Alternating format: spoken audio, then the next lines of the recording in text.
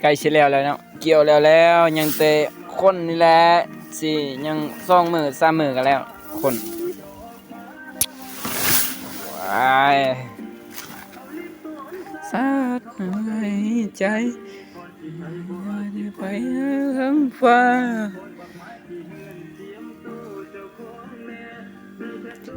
ฝากหวยบางนั้นแกยังบ่ได้คนเนาะมื้ออื่นว่าสิคน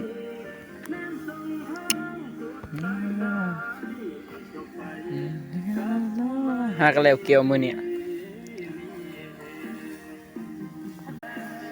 โอ้ยชีวิตใกล้สิแล้วเนาะเกี่ยวแล้วยังแต่คนนี่แหละสิยัง2 มื้อ3 มื้อก็แล้วคนว้ายสาดหายใจไปข้างฟ้า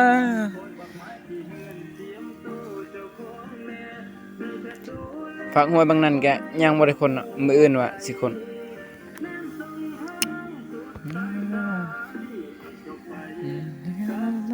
หากันแล้วเกี่ยวมื้อนี้โอ้ยชีวิตใกล้สิแล้วเนาะเกี่ยวแล้วยังแต่คนนี่แหละสิยัง2 มื้อ3 มื้อก็แล้วคนว้ายสาดหายใจไปข้างฟ้า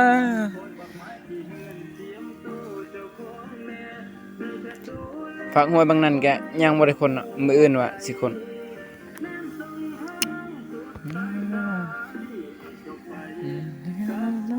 หากันแล้วเกี่ยวมื้อนี้โอ้ยชีวิตใกล้สิแล้วเนาะเกี่ยวแล้วยังแต่คนนี่แหละสิยัง2 มื้อ3 มื้อก็แล้วคนว้ายสาดหายใจไปข้างฟ้า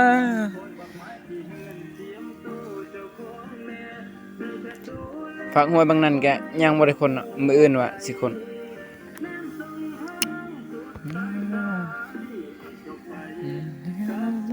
หากันแล้วเกี่ยวมื้อนี้